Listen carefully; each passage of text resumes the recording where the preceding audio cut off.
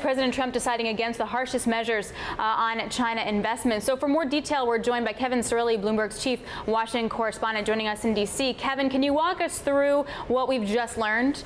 Yes, good morning, Alex. Senior administration officials saying that the administration is getting behind bipartisan legislation that passed yesterday in the House on a 400-2 vote that would expand the powers on the Committee of Foreign Investment in the United States. It would expand CFIUS.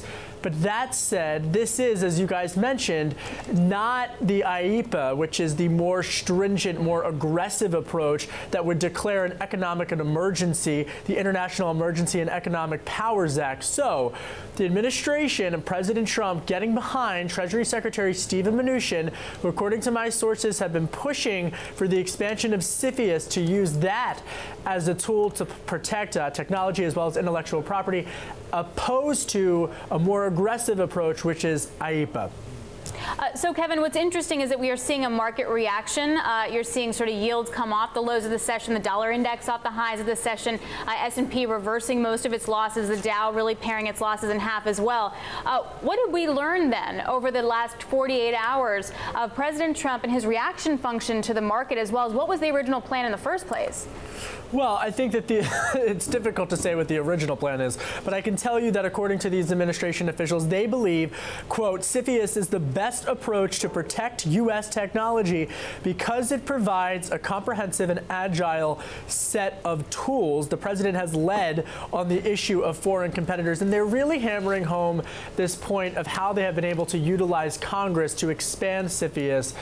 We should note that now the legislation in the Senate as well as in the House will head to conference. There's not much disagreement between the two bills that they're going to have to reconcile. Either way, this is definitely a win in terms of Secretary Mnuchin's influence inside of the administration, because he had been pushing for this so long. And as we've chronicled every day, the back and forth with the likes of Peter Navarro, who's advocating for a much more aggressive, protectionist, nationalistic type of trade policy, and pushing for things like declaring an economic emergency and using other tools such as Section 232.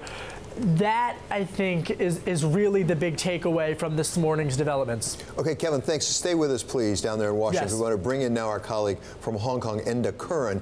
He is Bloomberg's chief Asia economics correspondent. So it's early going here, Enda, but what will the initial reaction you think be out of China? Is this a sigh of relief the way the markets seem to be reacting here in the United States? Hey, good morning indeed. Look, it does sound on a headline basis that it isn't as aggressive as it was originally anticipated.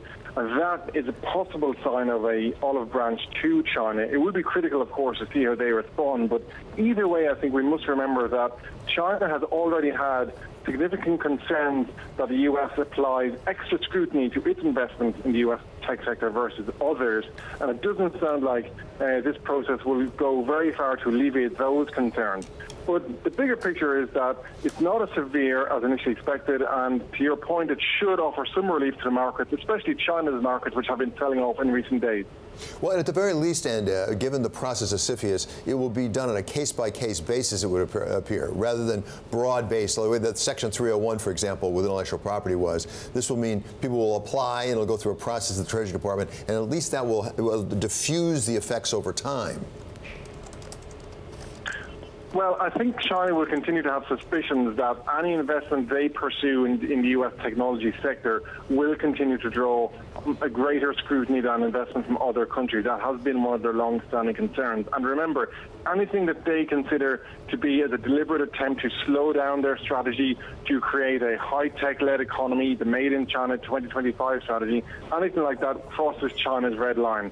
So for sure, there may be something here that allows both sides to move forward, but I wouldn't rule out completely China not having some concerns over where this is going.